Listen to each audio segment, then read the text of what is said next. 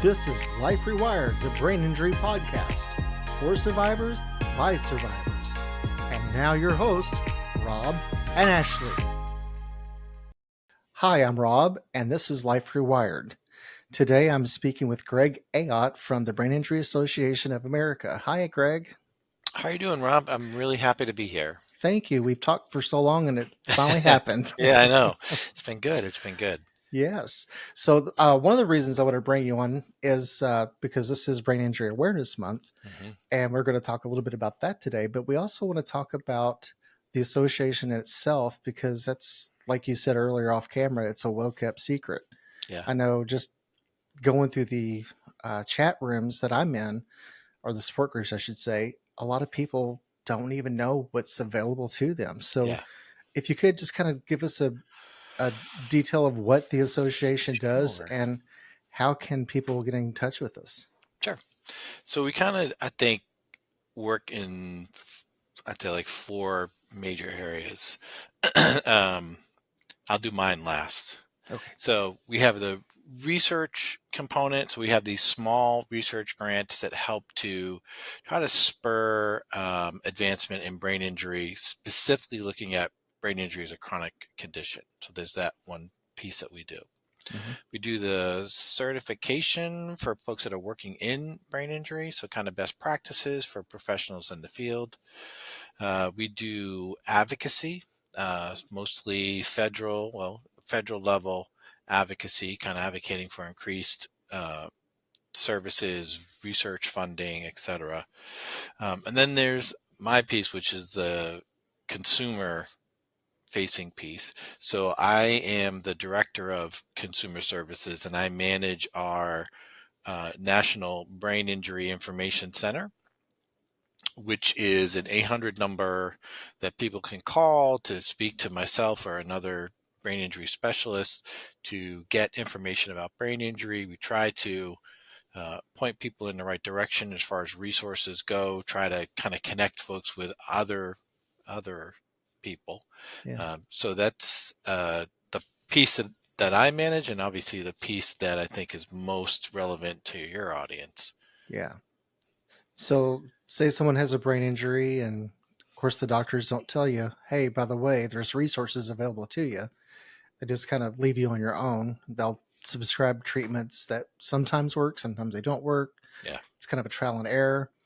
But once I do finally get in touch with you, what's a good question that they should be asking? The long list. So Yeah. that's a big part of, I think, the conversations I have with the folks. Like I just had a conversation with a gentleman earlier today who was injured 6 years ago.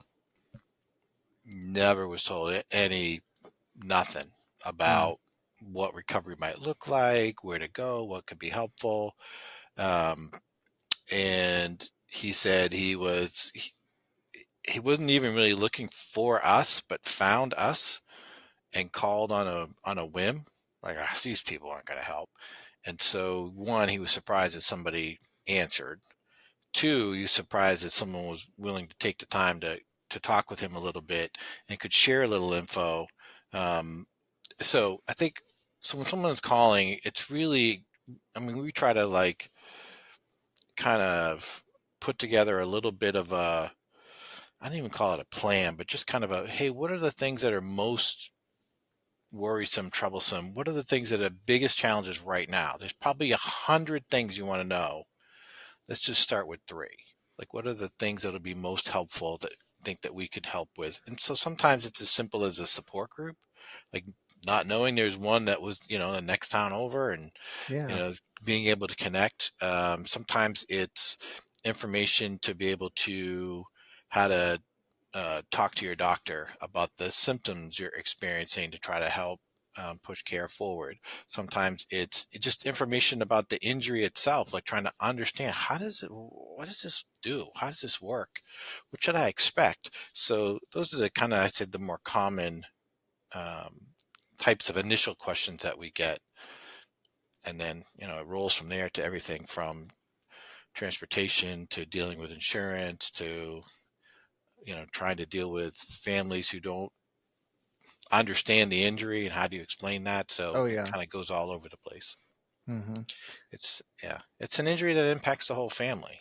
Yeah, and that's what people don't understand, especially Well, outsiders. I mean, as many people have said too, it's an invisible injury, Hmm. right? You can't always see the impact of the injury. And so when I first started way back when in brain injury rehab, they used to call them, the walkie talkies, like the folks who are walking and talking, and therefore they were fine.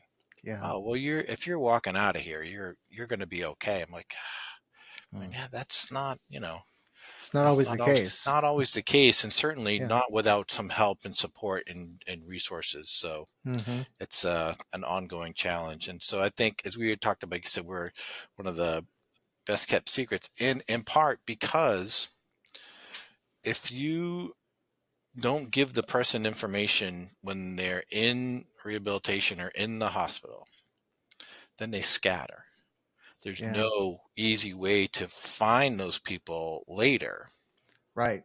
And that's been our challenge is, well, if we can't get to them in the rehab or the hospital, the emergency room, then it's really hard to find. So, our focus has been a lot on, building up our website so it comes up high on search engines to try to put more content and resource and materials out there that could be helpful to folks. So folks see the info and realize, oh, maybe I should reach out and see what else they have. Yeah. I don't know. We talked at one point, and I was giving you an idea that I had about hospitals when people have a brain injury to print out information saying, this is a great list of resources. And I know there was a little bit of a, I don't know what the correct word is, but for HIPAA reasons, they can do that. But I know you were working on something to implement, and now that's going to be kind of a big task. Yeah, yeah. So we've been learning a lot about the ins and outs of discharge paperwork within hospital systems and trying to get our information in there. Our information is in there actually in a lot of different systems. Um, and so there are certainly challenges with that in, will the person read it? Will they True. read their paperwork and see that we're there? Do they is it clear enough? Is the language clear enough so when they see it, they make sense? Like, we don't. What is this? What is this brain injury associate? I don't. So there's all of those different challenges, but we'll continue to kind of work on that and work on ways to get the information into the hands of folks earlier after their injury, because we know, better information earlier helps with Right. recovery, helps with the family support, helps with being able to access services. So we definitely will be continuing to push towards kind of increased uh, outreach earlier post injury. Hmm. Yeah, that's why a lot of people that I get in touch with, I'll say reach out to the Brain Injury Alliance because there's a lot of bad information out there. Because, Yeah. years ago, 2 years out, that's as good as you get. Well, Yeah. Yeah. Yeah. sometimes, yes, but a lot of times, no. I mean, I'm way past my 2 years and I'm still improving as time goes on. Yeah. I mean, we get a lot of those calls. When I first started, there used to be this saying, if it's clean, they're green, meaning they got the imaging done. This was the assumption back in the day. The assumption was if they did the imaging and it was clean, good to go. You're all set. You're good to go. Yeah. And so, um, certainly I've talked to many folks who were clearly symptomatic and were Hmm. struggling, or were being told they're fine. Yeah. Your imaging came back fine. I'm like, no, not fine. So that's a whole other challenge, is that getting to folks who might be seen in a doctor's office or an urgent care or just an ER, seen and released and given very, very little info Yeah. about it. So that's another kind of area I think we'd definitely be focusing on, is trying to kind of reach those folks. Um, it's hard because there's a sweet spot of um, getting the information when you're ready to hear the information. Yeah. right? So, I mean, initially, this is kind of another common call that we get is initially from the family. They're like, this, my loved one thinks they're fine, Yeah. right? And I get it because it's an injury to the brain. There's no nerves in the brain. There's no like, you're not getting any immediate feedback like, hey, my brain's not working the same way it does. Hmm. So why wouldn't you think I can still drive? I can still go to work. I can still Yeah. cook. I can still do those things. That makes sense.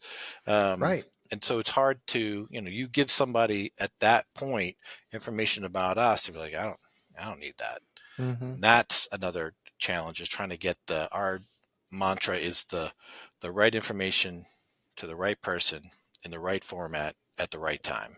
If we Right. could hit that, um, then you have a lot more to work with, right? If they're ready to Yeah. hear, listen to the info, there's a lot of progress that can be made.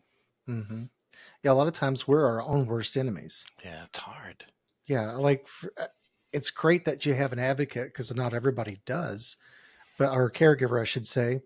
For me, I'm fine throughout the day, but 6, 7 o'clock in the evening, my brain it's spent. Yeah, yeah, And my wife will say, "Your words aren't making sense." Well, they make sense to me. right. Yeah, But exactly, yeah. So it's exactly. hard for us sometimes to even see the invisible injury. Yeah, that's just it, right? Because it doesn't feel any different. You feel a little tired. Right. Oh You're like, yeah. kind of works together. It's fine. So it's an definitely ongoing challenge. And I'll say for folks who haven't kind of connected the dots and don't understand how the injuries impacted them, we get a lot of calls from families about that. I'm like, it's really, really hard for the family to be the one to move that awareness needle, to be Yeah. able to get them to see that there's a connection. And I've seen this play out 100 times where having worked in brain injury rehab, we worked with a lot of folks like that who really weren't connecting the dots and really were struggling and just stressing out their family because they were trying to do stuff they couldn't do Yeah. at the time. And so the family's trying to give them constructive feedback and like not yelling at them like, hey, this is what we see. We see this behavior. This is what we see you do. It's not safe. Let's work on getting better. And they would just be like, no, no, no. Hmm. They would come into the rehab program and we do our tests and vals and give them feedback. And I swear there were times that I gave feedback that was almost exactly what the family was saying. And all of a sudden the person was like, oh, maybe it's not that they accepted everything I said at face value, Yeah. but they were at least willing to listen. Hmm. And so it taught me early on, I'm like, the messenger is really important. Yeah. Who's giving that info? And so we Hmm. found either professionals or peers, like going to a support group and hearing it Yeah. from another person who's been where they're at Hmm. can make a big difference in just kind of helping the light bulb go off a little bit for the person. Oh Because yeah. once you can get them to ask the question, could it be the brain injury? That Hmm. changes everything about how they might start to look at their behavior or reflect on their behavior. And that gives them a lot of opportunity to kind of change and improve and recover. And so that's the piece that was kind of drilled in my head early on was, listen, the first part of your job is to pull the rug out from under them, right? Mm. As you're teaching them about their limitations and deficits, they're going to feel like the rug's being pulled out from under them. Like, so you better Right. be ready to catch them, and you better be ready to support them and help kind of regain some of those skills, because it's not like, oh, if you have that deficit you'll never get better, Hmm. right? As we said earlier, right, there's not that, oh, you're first year and then that's it, you're not going to get any better after the first year or two. I'm like, no, there can be recovery Right. well after. Yeah, and I think some of the stigma too with some of the survivors is they see different people that get better so fast. I have a friend Yeah, that's an yeah, attorney now, yeah. but he was a teenager when he had his brain injury too. So, I mean, youth has a lot to do with your bounce back too. So I'll tell you that um, kind of guess the backstory of how I ended up getting involved in brain injury was when I was 17. My best friend growing up from across the street wrapped his car around a telephone pole, Mm. went into a coma, never woke up, Wow. was in vegetative state for 30 something years before he finally Wow. passed away. Never woke up. Family didn't talk about it. Like I couldn't talk to the family about it. They didn't want to talk about it. So that was my introduction to brain injury. Mm. 2 years later, my best friend at school, she slid on black ice going home, wrecked her car, went into a coma. I'm like, "Ah, are you kidding me?" And so my world is like, this is not going to end well. So Mm. she was in a coma for 6 weeks, woke up. The family was very supportive and open and like talking to us and come visit, let's, come down, be involved. She went through rehabilitation, was able to return to school the not the next semester, but the following Mm. fall, and was able to graduate and got her master's and went on to live her life and doing fine and dandy. And so that to me hooked me. I was already interested in the brain anyways, but then that, like, how can two people young, same type of injury, same severity, have two so different outcomes? Both got great care. Wasn't a question of access to care. It was, how can that happen? And so I see that play out over and over on the calls we get, where you never know, and it's a blessing and a curse. You Yeah. never know what the end point is, right? You Right. don't know. Is this all there's going to be? Will I continue to get better? That's a tough road to go when you're trying to Hmm. figure out how to, where am I going to end up after the injury? Right. And I did one thing I will say is when I was writing my book, I had kept a lot of journals, which thankfully I did. Um, but I had a really great cognitive rehabilitation Yeah. therapist that worked Yeah. with me. And when I got to the point where I was functional and I graduated, I guess you want to, if you want to say that, but she said something, and I was like, that doesn't make any sense to me why you would say this. But she said, don't be surprised down the road, you're probably going to need to come back for more therapy. And it didn't make sense to me at the time Like brain because I therapy. thought, Yeah. I'm I'm good. good. I'm not, I'm I'm not good. going to, Yeah. how could I get worse if I'm better? But brain injury is the gift that keeps on giving sometimes. And sure enough, I did have to go back and get more therapy. But, it's sometimes you slide up a little bit, then you slide down. Then as long as you keep making that progress, man, you're doing great. Well, that's that idea of when back in the day, the thought was you got what you got, and the brain was static, right? IQ was static. Your cognitive skills were static. It stayed, Right. once your brain was developed. We're realizing now, right, the neuroplasticity, Mm-hmm. which is why you can have changes many years post injury for better or for worse. Yeah. And so, yeah, it's an ongoing kind of a little bit of a challenge and struggle. It's just something to be aware of.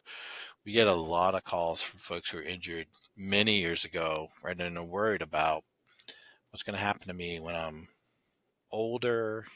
Um, so, and there's not an easy answer to it, right? There's not I don't know, but we know Yeah. some things about just in general good brain health as you age, and it's all the things that your parents told you need to do before, right? Be Right. active, go outside and play, eat Mm-hmm. your vegetables, stay hydrated, drink water, not soda. Like all of the things we knew we should do become more important for somebody who's aging with an injury to kind of maintain that brain health.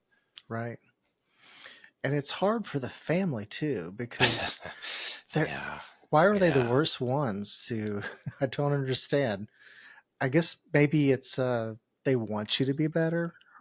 I have no idea, but I'm lucky that I have a lot of people in my family that get it, but I have a lot of people that don't get it too. And we were at our book signing a few weeks back, and I took questions. I did a whole presentation. I took questions, and someone says, "Oh, you're doing so much better." And I know my wife was in the back, probably wanting to bite nails, thinking, "How do you know he's doing so much better?" Yeah, right. So I thought, this is a good idea. I said, if you see somebody that's got a car, it's in pristine condition, you think, man, they got a great car. But if that engine's blown, you can't see that. Yeah, That's why this is called yeah, the invisible injury. yeah. Just because I have a smile on my face and I can talk doesn't mean I'm better. That's a really good point. Yeah, I think I mean, there's many reasons why, right? Like the family might not want to accept it. Yeah. Um, in part, it could just be right. They don't want to think about what that might mean for them, so they'll Hmm. just deny and deflect, um, or they just have their own beliefs and perceptions about what brain injury recovery looks like, and what's happening is not what they think it should be. So I'm like, well, it's not like in the movies. Right. And Yeah, that's what I try to to drill into people's heads. You don't hit your head and a half hour later, your life is all better again because yeah, it right. doesn't work that way. No, I wish it did. I know. So I think that's a pretty typical, I'd say, challenge for the family to wrap their head around it, and Hmm. because it can, just like for the person with the injury, as they learn about kind of how the injury impact, it can feel overwhelming Hmm. for the Yeah. recovery. Like, oh man, I gotta relearn all this stuff, and I don't know where it's gonna end, and I gotta keep working on this. Like, it can Right. feel overwhelming, and it can be the same for the family. What's this? What's my loved one gonna look like in 6 months, a year, 2 years, 3 years? Right. Will I have to care for them? Will I have to be their advocate forever? Can I get on with my own life? Will they be able Yeah. to live on their own? Like all of these questions.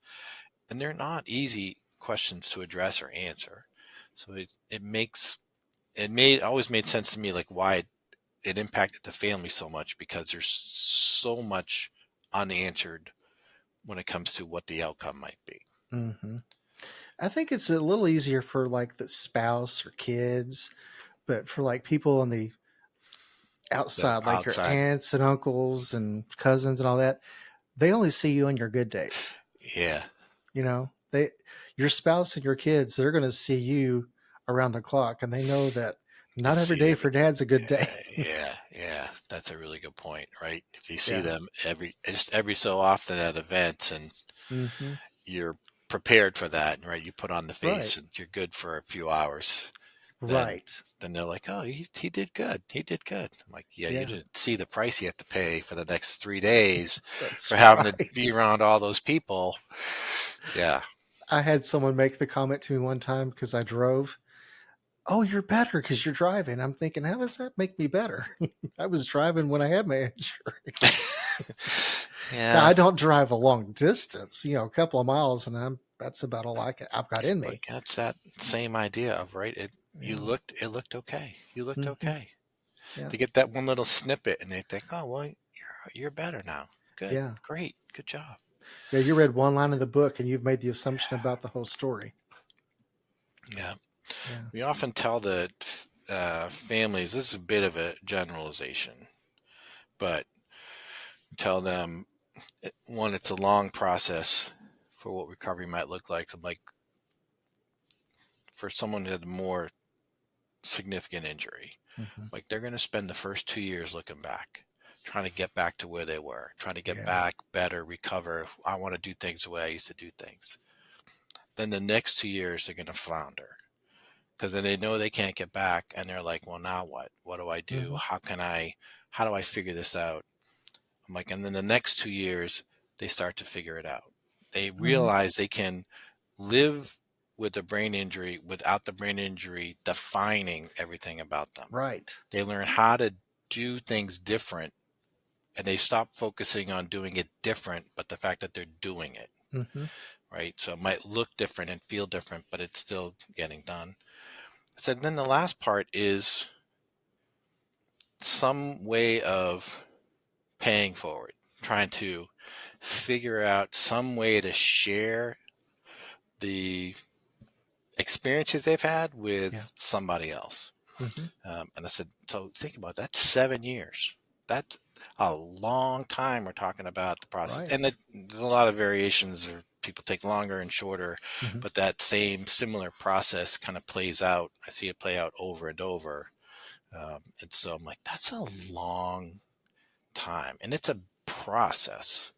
Yes. So, and Oh, absolutely. that's the, I call that the all things being equal, because I'm like, that doesn't include like having another injury or getting sick or getting COVID or having Hmm. other family members get sick and things change and you don't have as much support. I'm like, there's so many ways that house of cards can topple as Right. as they recover. So it's so, that's why I tell the family, it's so important for the family to get support as well. I'm like, you're Right. in this too. I wish they would drill that in whenever you go to the Right. hospital with your loved one, that they would say, you need help too, Yeah. because it's very important for them. Yeah. I think that's when we talk to folks early on, that's the probably one of the harder things for folks to realize is the timetable for recovery. Hmm. Um, Nobody thinks about an injury taking years to get better, Right. especially when, especially nowadays, you're not Hmm. in the hospital very long, No. right? Even for a In and out. significant injury, man, as soon as you're like safely walking 50 feet, even with assist, you're like, okay, you can go home now. You Hmm. continue outpatient rehab. And so there's that mindset of, oh, well, if he's going home, we're almost done. Yeah. See, we're home. Just some outpatient therapy, a little bit of fine tuning, it'll be good. And so it's a challenge to have the families understand, like, the timetable for this is a lot longer than what you think. And we Yeah. always tell folks, this is a marathon and not a sprint. Like, you cannot go after this Hmm. 1,000 miles an hour and sustain it, Right. Right. Right. Right. right? It's just, you'll burn yourself out. Hmm. Oh, you definitely will. One thing that I don't know if you've seen this or not, and I've seen this a lot under the support groups, is it seems like when people go in and their symptoms are, for me, I hit my head on the door and knocked myself out. Well, I got in, they stapled my head up, and they sent me home. For a lot of people that go in for those same things, it's like they don't want to say you have a brain injury. Yeah. They hate that word for whatever reason, and that just blows my mind.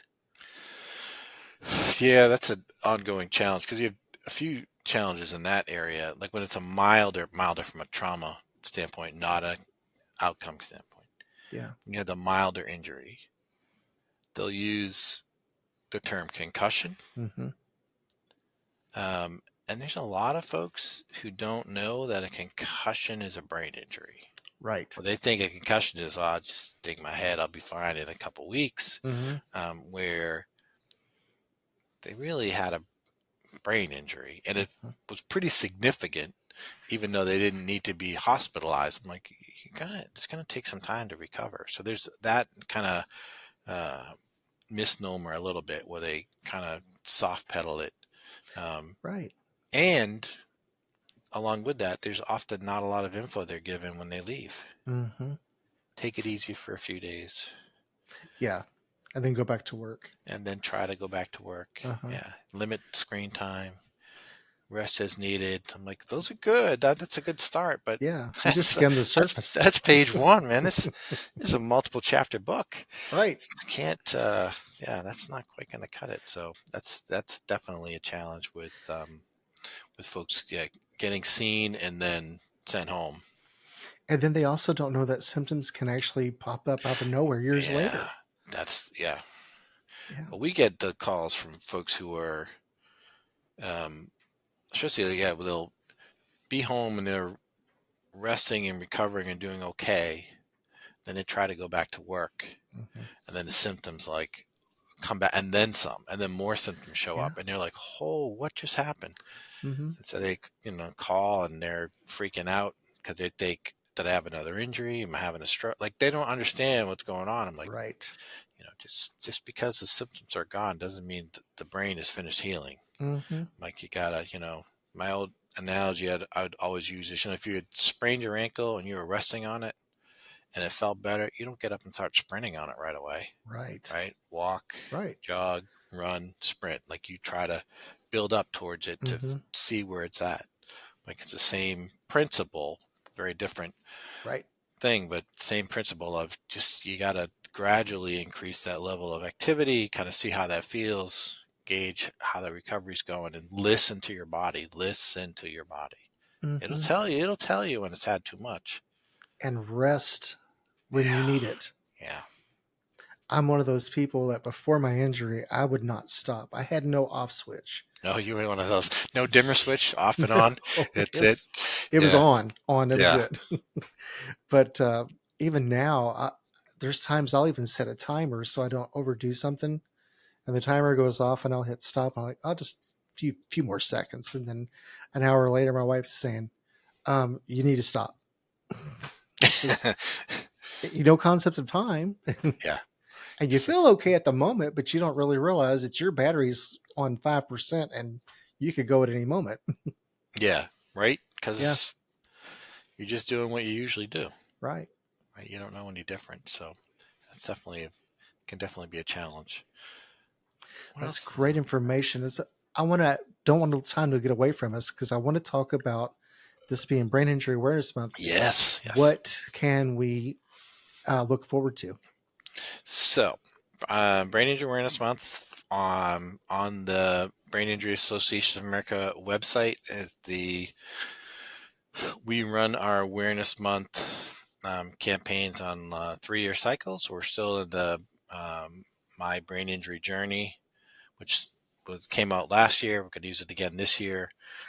We always encourage folks they can go and share their personal story on our site. We can post them. There's also other social media like hashtags and images they can use to share to kind of increase awareness around brain injury. Um, for us, obviously, the focus is our Brain Injury Awareness Day. Well, this year it's the Brain Injury Awareness Day and Conference um, in DC in early March. And even if you can't come to DC, there'll be our kind of legislative briefs on our website, Mhm.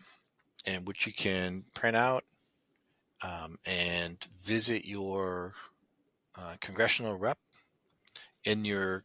They always have a home state office in addition to an office in DC, so you can go visit them in the home state office and just share the legislative brief, share your story.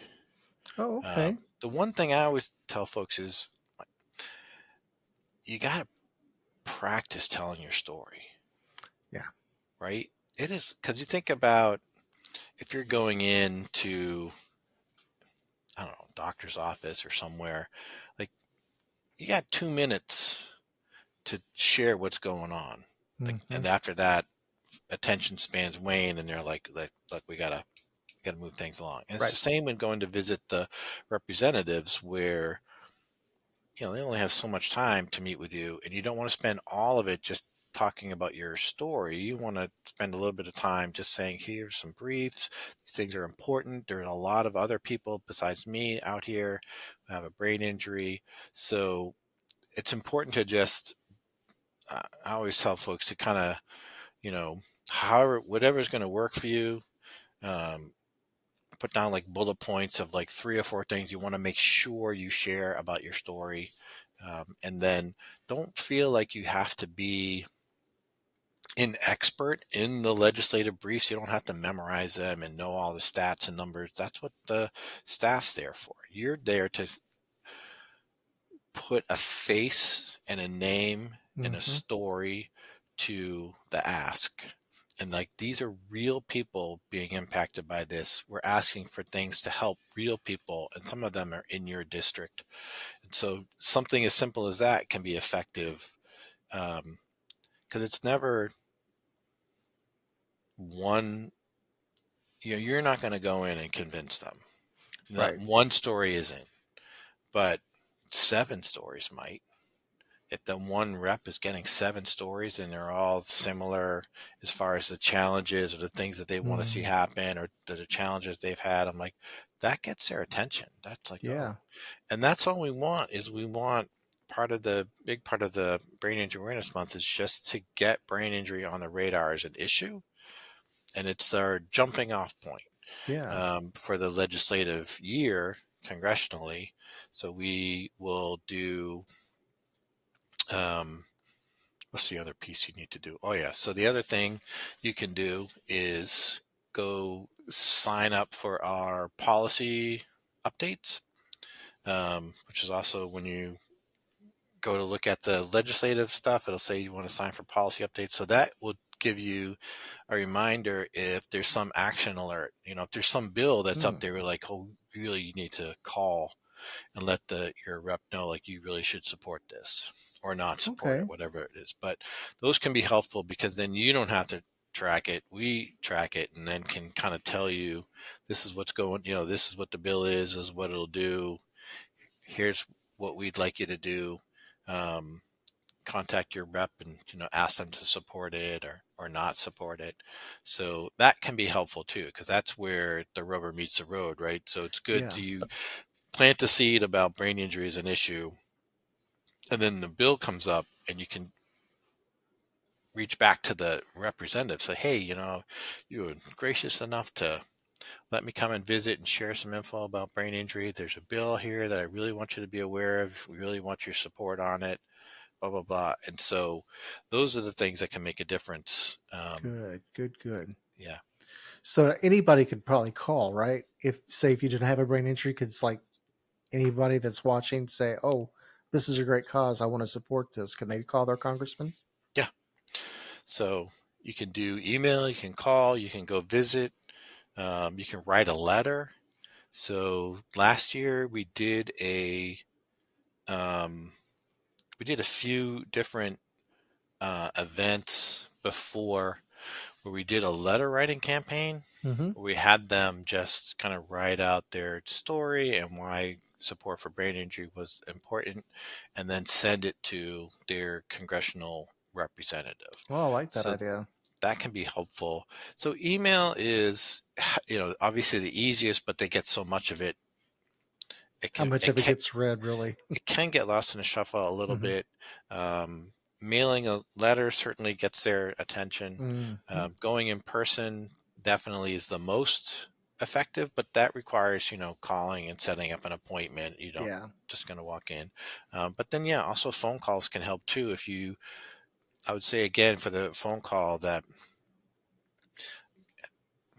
think through what you want to say when they answer the phone, right? So you have your 90-second spiel are all set, what Yeah. you want to say and stick to it, and then follow up with maybe emailing them the briefs or something like, hey, I'm going to send you an email to share the information that I think could be helpful. And then that way they'll know it's coming and they're less likely to ignore it.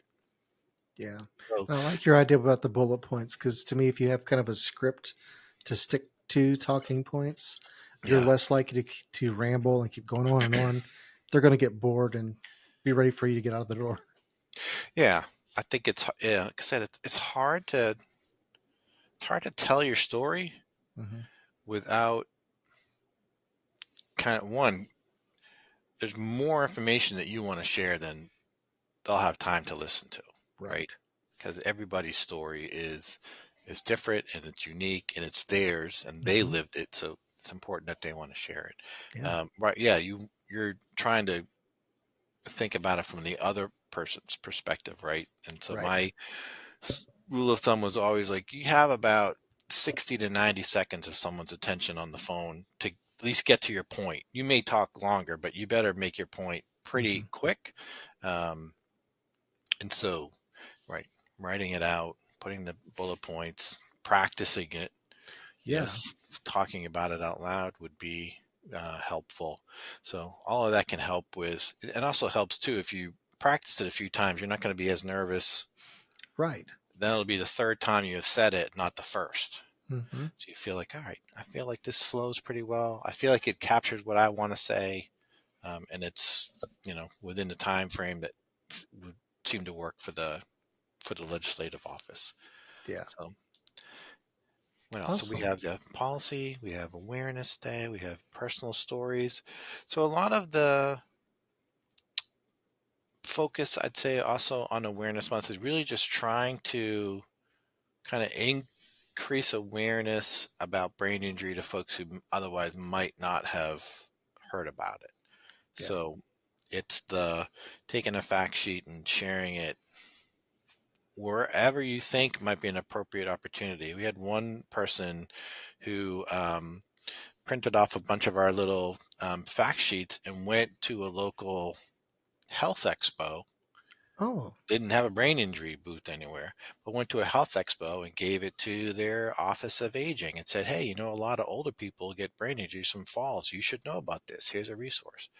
Went to the I forget what it was, like child services place, and said, hey, you know what? A lot of kids get brain injuries. Here's some stats about it. Here's a resource you can call. Here's some stuff. So the idea was just to go and share a little bit of awareness around brain injury Mm-hmm. to folks who might otherwise not hear it, but it could be helpful.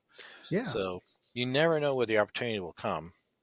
Yeah. That's why I'm so passionate about this and to spread awareness is because it's like, you don't think about fires, but if the fire happens, you want to know what to do if one happens. Yes, It's yes, yeah. great to be prepared in any situation. I always tell that to have folks who say they want to be an advocate. I'm like, all right, well, have your elevator pitch ready. Like, think about it now. If you ever even know if you're going to need it or where you would need it, but know, 3 to 5 things you want to say about brain injury that you think would be important for the other person to know. Mm, And then a yeah. couple of, that's why I say, couple of resources that could be helpful. Hmm. So obviously, I'll say the Brain Injury Association of America call because um, if we can't answer it, we'll find someone that can. Yeah. And that's a big part of what we end up doing. So Yeah. And I love the website. I just go there every once in a while and peruse things because sometimes I'll see something I didn't realize was there before. yeah, Maybe you guys yeah, added it. I don't know, but yeah. I mean, it's such a challenge yeah. for the website because, well, you have two issues. One is we have many issues, but really one is we have info for professionals. Hmm. Here's the certification. Here's professional training and research and blah blah blah. And then you have stuff for people with brain injury. But this is what we found a lot of. So we did a little focus group, I don't know, a couple of years ago, and we asked them to look at the content for the website. At I don't know if it's still set up the same way, but we used to have information about the brain injury, and it went from like severe to moderate to mild, right? So it did that. Here's what happens in the severe injury. Here's questions to look for. Here's what happens in the moderate. Here's what happens in the mild. Questions to look for. For the folks who had sustained a severe injury, whether that was them or caregiver, or whoever, they saw all the moderate and mild info as clutter. Mm, It wasn't relevant to them, so they were like, well, "That messes me up." And it was the vice versa for the folks who had stayed a mild. They saw the severe stuff. Were like, "Well, that's not me. yeah. So where's my stuff?" And that's been the challenge, is trying to get, and that's something we'll be working on this year, is trying to figure out ways to get people to the right information as painlessly as possible. Hmm. But yeah, we're always adding content on there, and sometimes it can be hard to find. So I usually tell people, just call. If you're looking for something, call. If we can look for it and send it to you, send you the link so you know exactly where to go to get it if you want to share it with somebody else. So Yeah. That's great information. thanks. Yeah. I like it. I like it. Yeah. So You guys are doing a great job. How can people support the association? Obviously, we're nonprofits. We do take donations, but I'd say, time, talent, and treasure is what they always say, right? So, um, we're always looking for folks to help with kind of different projects we might be doing. So certainly always just, reach out and see what we might be looking for assistance with. So there might be a project you could volunteer and help out with. Um, Awesome. if there is a particular area of interest or expertise or something you have found particularly helpful, share it with us. Good. We've gotten more. Um, I don't know if that's true. We've gotten a fair number of like articles from the challenge for our newsletter, the challenge. We've gotten a fair number of those from unsolicited. Like we weren't looking, oh, we should ask about, we weren't looking for a particular author or a particular topic. Someone said, I found this to be really helpful. I wrote this up. We sent it to you. We read it. We were like, oh, that's good. A few minor tweaks, maybe for length, and then it goes into the challenge. So you never know where that stuff is. Hmm. Additionally, I'll say that if there's information or resources that people share with us that we think can be helpful, even if we don't put it on the website, if we can't figure out the right place to put it, it's still something that I'm going to keep. And so it goes into the Rolodex in my head. So when someone's calling and they're asking about such and such, I'm like, I just got an article about that. I'm going to send it to you. So we are always looking to kind of disseminate and share information with others that we think could be helpful. Yeah. So I'd say that. So yeah, reach out, share your story, donate, volunteer, share resource or information, and then kind of just spread the word about brain injury in general. Awesome. Thank you so much. Thank you for having me, man. I enjoyed it. Yeah. Thank you. Thank you. I have a few other questions for you off camera, but Sure. I want to close the program out today. Oh, before I do, is there any information that you want to share in closing before we close out? 1-800-444-6443. That's our National Brain Injury Information Center, our 800 line. That's the number you can call to reach myself or other brain injury specialists if you're looking for information about brain injury. Good deal. Thank you. Well, guys, it's been a great day. Don't forget to share this with others who might need to hear the message that we've had today. Hit the subscribe button. That helps us push this out so other survivors can find the information. Um, Ashley was not able to be here today. I wish you could have met Ashley, but maybe we'll have you back Next anytime. time. Yeah, another time. Yeah. Definitely. So next time, maybe Ashley will be able to be available. She just got over COVID. And Okay. so my best to Ashley, and we'll see you guys next week.